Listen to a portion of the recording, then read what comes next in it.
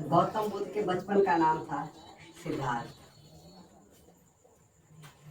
गौतम बुद्ध के बचपन का नाम सिद्धार्थ था। ज्ञान प्राप्ति के बाद इसे बौद्ध बोला जाता था और इन्होंने ही बौद्ध धर्म की स्थापना की थी। गौतम बुद्ध का जन्म नेपाल के लुम्बिनी नामक ग्राम में हुआ था। लुम्बिनी जो है नेपाल में कपिलवस्तु के समीप आता है। इनके पिता का नाम था शुद्धोधन। इनके पिता जो थे शुद्धोधन एक राजा, नेपाल के राजा थे और इनकी माँ का नाम था महामाया।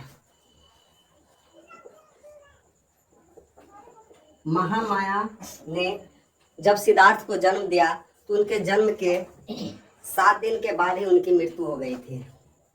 इसके बाद इनके पिता गौतम बुद्ध के पिताजी ने, शुद्धोधन जी ने, इनकी मौसी यानी गौतम बुद्ध की मौसी जो थी प्रजापति गौतमी उससे शादी की।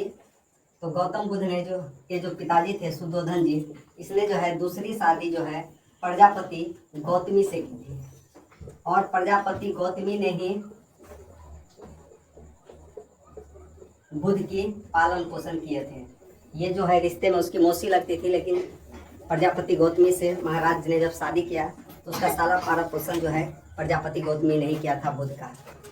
5 दिन के बाद जब महाराज शुद्धोधन ने जब गौतम बुद्ध का नामकरण करने के लिए, सिद्धार्थ का नामकरण करने के लिए और इसके भविष्य के बारे में जानकारी के लिए, उस समय जो थे विद्वान पंडितों को जो टीम होते थे भविष्यवाणी जो करते थे वो लगभग में सब सही ही होता था। उस समय के भविष्यवाणी बहुत ही सटीक होती थी। तो जब भी भविष्यवाणी करने के लिए भविष्यवाणी और नामकरण करने के लिए 8 विद्वान पंडितों की जो टीम बुलाई थी, उनमें से 8 विद्वान पंडित ने उन्हें बोला था कि यह बालक जो है या तो बहुत बड़े प्रतापी राजा बनेंगे या फिर यह अपना गृह त्याग करके सत्य की खोज में निकलेंगे और ये संपूर्ण विश्व को एक प्रकार से धर्म के मार्ग पे लाएंगे और सबों के दुखों का जो कारण है उसको दूर करने की चेष्टा करेंगे। जब इसकी भविष्यवाणी की तो महाराज को बहुत चिंता होने लगी। जब उसने बोला कि इसे गृह त्याग सकता है तो गृह त्याग न दे, इसके लिए महाराज ने पहले से ही उस प्रकार की व्यवस्थाएं राजमहल में बनाना शुरू किया। महात्मा बुद्ध जो थे वो उस समय जो है घुड़सवार एवं भाग दौड़ आदि खेलों में, भाला फेंक में बहुत ही निपुण थे। हालांकि ये इतने दयालु व्यक्ति थे कि जब कभी भी घोड़दौड़ में जब घोड़े के मुंह से झाग निकलने लगते थे वो घोड़ा को छोड़ देते थे और खुद हार जाते थे। उसे हारना पसंद था लेकिन किसी को दुख में रखना पसंद नहीं था। इनका जन्म जो है 563 ईसा पूर्व 563 ईसा पूर्व हुआ था। 563 ईसा पूर्व जब बुद्ध का जन्म हुआ और यह जो ग्राम था नेपाल के लुम्बिनी नामक ग्राम में इनका जन्म हुआ था। और इनका जो है शादी 16 वर्ष की आयु में ही कर दिया गया था। महाराज को जब विद्वान पंडितों ने बताया था कि यह अपना गृह त्याग सकता है, इसलिए इनका शादी जो है 16 वर्ष की आयु में ही राजकुमारी यशोधरा से कर दिए गए थे। इनकी पत्नी का नाम था राजकुमारी यशोधरा।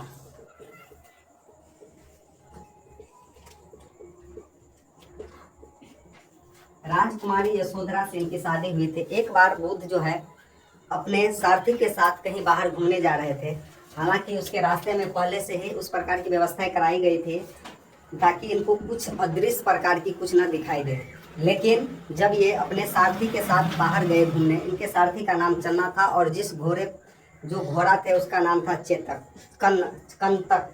चेतक जो थे वो महाराणा प्रताप जी के घोड़े का नाम था। इनके घोड़े का नाम कंतक था और इनके सारथी का नाम चन्ना था। चन्ना जब इनको लेके जा रहे थे तो रास्ते में उसे एक वृद्ध व्यक्ति मिला। जब वृद्ध व्यक्ति के बारे में गौतम बुद्ध ने पूछा कि ये व्यक्ति इस प्रकार से लाठी लेके क्यों चल रहा है, वृद्ध व्यक्ति लाठी लेके चल रहा था, तो महात्मा बुद्ध ने बताया, भगवान ये महाराज ये तो वृद्ध हो चुके हैं, इसीलिए ये सीधा नहीं चल पा रहे हैं, इसलिए ये लाठी के सहारे चल रहे हैं और इसकी जो है सारी त्वचा जो है ढीली पड़ जाती है। बहुत जब किसी भी व्यक्ति बूढ़ा हो जाते हैं तो उसके पूरे शरीर ढीला पड़ जाता है। तो गौतम बुद्ध के जो है एक दृश्य जो थे वो बूढ़ा व्यक्ति था जो इसके जीवन को परिवर्तित करने में महत्वपूर्ण भूमिका निभाई थी। तो गौतम बुद्ध के पहला दृश्य जो हो गया बूढ़ा व्यक्ति। दूसरा दृश्य थोड़ी आगे बढ़े तो वहां पे एक बीमार आदमी मिला।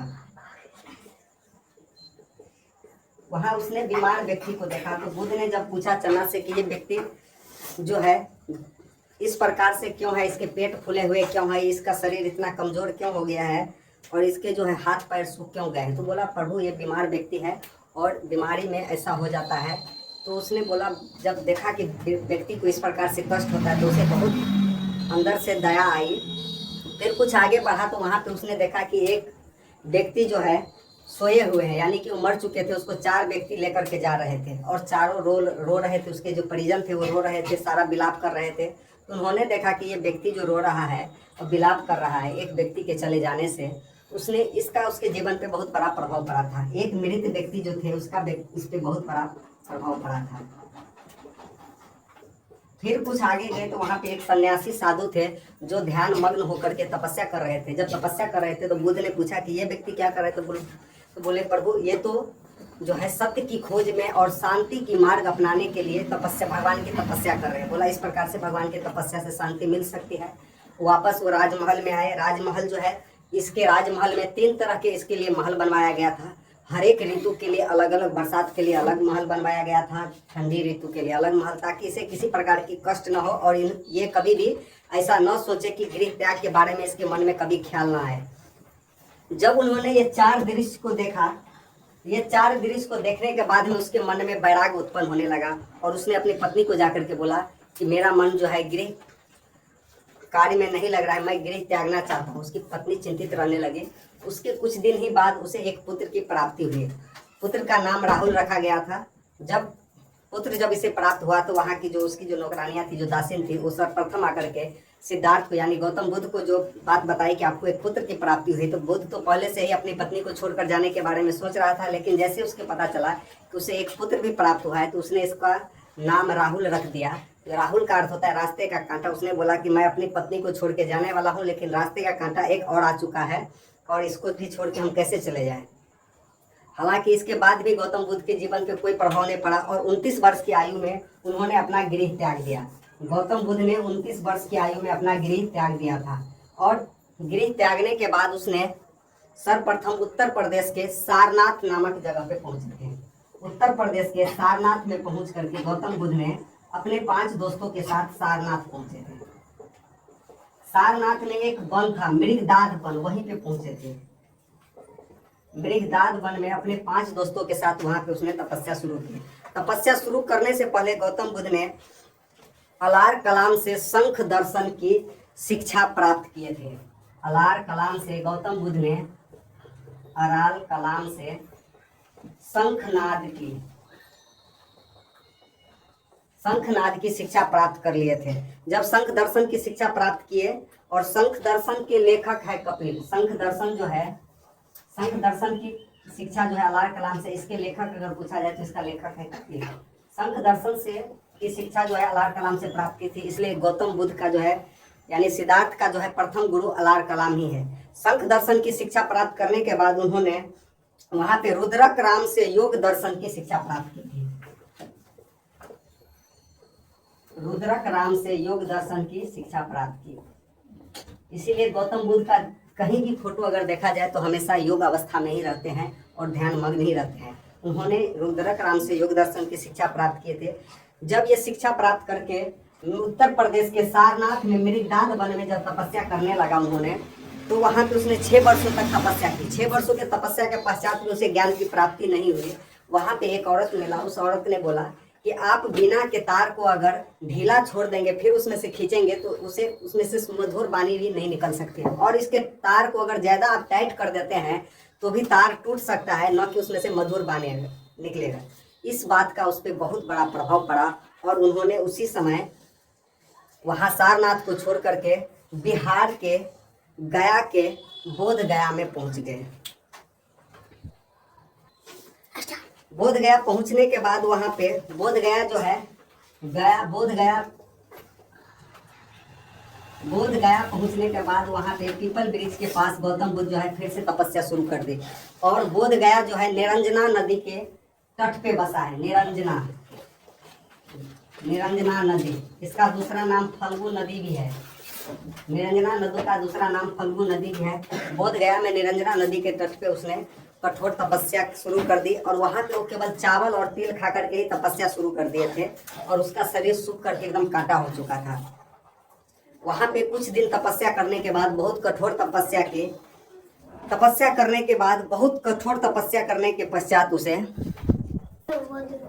पीपल वृक्ष के पास सुजाता नामक एक लड़की के हाथों उसने खीर खा करके अपनी उपवास को भंग किया था। गौतम बुद्ध ने सुजाता नामक लड़की के हाथों खीर खा करके अपना उपवास तोड़ा था। सुजाता जो है बगल के ही एक गांव में रहती थी और उसे पुत्र प्राप्त नहीं हो रहा था। उसने एक मन्नत मांगी थी उस पीपल वृक्ष से कि अगर मुझे पुत्र की प्राप्ति हुई तो मैं इस पीपल वृक्ष में खीर चढ़ाऊंगा। जब उसे पुत्र प्राप्त हुआ और जब वो खीर चढ़ाने गई तो वहाँ पे उसने देखा कि वहाँ पे एक गौतम बुद्ध जो है एकदम तपस्या में ध्यान मग्न है, लीन है। उन्होंने सोचा कि भगवान ने हमें खीर खिलाने के लिए इस व्यक्ति को हमारे पास भेजा है और उन्होंने गौतम बुद्ध को जो है खीर खिलाकर उसका उपवास तोड़ा। और उसी रात जो है गौतम बुद्ध को ज्ञान की प्राप्ति हुई। जब गौतम बुद्ध को ज्ञान की प्राप्ति हुई उसके शरीर से प्रकाश निकलने लगा। प्रकाश इतनी तेज निकल रहा था, चारों तरफ एकदम उजाला हो गया। इसके शरीर से भयंकर प्रकाश निकल रहा था और बुद्ध को जो है ज्ञान की प्राप्ति हुई। उसी दिन से सिद्धार्थ का नाम बुद्ध पड़ा और गौतम बुद्ध जो है, महात्मा बुद्ध जो है, इसका नाम उसी दिन पड़ा जब उसके ज्ञान की प्राप्ति हुई। और यह जिस पीपल वृक्ष के पास उसे ज्ञान की प्राप्ति हुई वह वृक्ष बोधि वृक्ष कहलाया। जिस पीपल वृक्ष के नीचे उसे ज्ञान की प्राप्ति हुई वह पेड़ जो है बोधि वृक्ष के नाम से फेमस हुआ। और ये बोध गया जो है गया जिले में है। वर्तमान में बिहार के गया जिले में एक जगह है बोध गया, जहाँ पे यह जगह था। गया में उसे बोध गया के पास निरंजना नदी के तट पे उसे ज्ञान की प्राप्ति हुई थी। और जब उसे ज्ञान की प्राप्ति हुई तो वो सर्वप्रथम पहुंचा सारनाथ, जहाँ पे उनके दोस्त जो थे, जो साथ में आए थे 5 दोस्त, वो अभी भी तपस्या कर रहे थे। और उन्हें जाकर के पहला उपदेश दिया कि तुम्हें ज्ञान की प्राप्ति नहीं हुई है, लेकिन मैं जो है बिहार गया और मुझे ज्ञान की प्राप्ति हो चुकी है। उन्होंने अपना पहला उपदेश जो है पाली भाषा में दिए थे। उस समय के सबसे चर्चित भाषा थी पाली भाषा, लोकल लैंग्वेज जिसको बोलते हैं पाली भाषा। गौतम बुद्ध ने अपना पहला उपदेश सारनाथ में दिया था। इससे भी सब क्वेश्चन बनता है, गौतम बुद्ध ने अपना पहला उपदेश सारनाथ में दिया था, किस भाषा में दिए थे? तो पाली भाषा में दिए हैं। इसके बाद उसके कुछ दिनों तक वहीं पे उसने अपना उपदेश देते रहे। फिर उसे एक दिन उसे अंगुलीमाल नामक एक डाकू जो है बगल के एक गांव से जा रहे थे। वहाँ के गांव के लोग एक डाकू से बहुत भयभीत रहते थे। उस डाकू का नाम अंगुलीमाल डाकू था। लेकिन बुद्ध जो है उससे न डर के उसके सामने जाने की प्रतिज्ञा ली और उसके सामने पहुंच गया। जब अंगुलीमाल के सामने पहुंचा तो बुद्ध ने जो है अंगुलीमाल को सामने देखा। अंगुलीमाल ने बुद्ध से कहा कि आपको डर नहीं लगता है? मैं इतना खूंखार डाकू हूँ, मैं जितने भी व्यक्ति को मारता हूँ उसकी उंगली काट करके अपने माला में गांथ लेता हूँ ताकि मुझे याद रहे मैंने कितने व्यक्ति को मारा। तो गौतम बुद्ध ने उसे एक छोटा सा जवाब दिया कि डर मुझे क्यों, तुम्हें लगना चाहिए। तुम जो है इस प्रकार से समाज में नहीं जा सकते हो, कहीं पे तुम छुप के रहते हो वनों में, जंगलों में। मैं तो स्वतंत्र हूँ, मुझे किस बात की डर है, मैं तो चारों तरफ घूम सकता हूँ। जब अंगुलीमाल ने महात्मा बुद्ध से नज़र मिलाई तो उसकी नज़रें जो है झुक गई और बुद्ध के चरण में पड़ के उन्होंने सारा त्याग किया और एक सन्यासी के रूप में महात्मा बुद्ध के साथ जुड़ गए। और महात्मा बुद्ध के प्रिय शिष्य जो थे आनंद थे। महात्मा बुद्ध के प्रिय शिष्य आनंद थे। प्रिय शिष्य की बात करें तो प्रिय शिष्य आनंद थे। आनंद ने बौद्ध भिक्षु को गौतम बुद्ध ने बौद्ध भिक्षु बना करके उसे देश विदेशों में अपने धर्म के प्रचार के लिए भेजा और अपना उपदेश देते थे और अपने बौद्ध धर्म की प्रचार प्रसार करते थे।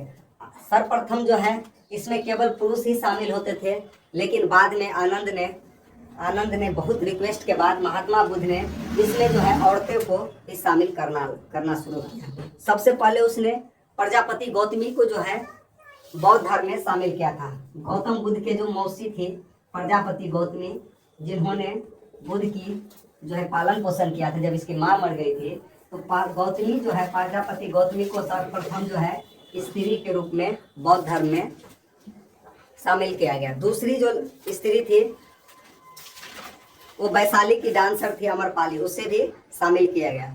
बुद्ध के 4 आर्य समाज के 4 सत्य थे: दुख समुदाय, दुख निरोध और दुख निरोध प्रतिस्पर्धा। बौद्ध धर्म से 4 पशु जुड़े हुए हैं। पहला है हाथी, जो बुद्ध को गर्भ में आने का प्रतीक है। दूसरा है सार, यौवन का प्रतीक। तीसरा है घोड़ा, घोड़ा जो है गृह त्याग का प्रतीक है। पहला जो है बौद्ध ग्रंथ जो है वो पाली भाषा में लिखी गई थी और उन्होंने पाली भाषा में ही अपना उपदेश दिया था। 80 साल की उम्र में महात्मा बुद्ध का जो है 483 ईसा पूर्व 80 साल की उम्र में महात्मा बुद्ध की मृत्यु हो गई थी। और मौर्य काल के आते आते यह जो धर्म है, यह धर्म जो है देश विदेशों में फैल चुका था। चीन, मंगोलिया, हिंद चीन, जापान आदि देशों में भी अपना अस्तित्व जमा चुका था। और महाराज अशोक जो थे, महाराजा अशोक, उन्होंने भी बौद्ध धर्म की दीक्षा ली और उसने अपने पुत्र एवं पुत्रियों को भी श्रीलंका भेजे बौद्ध धर्म की प्रचार के लिए। जय हिंद।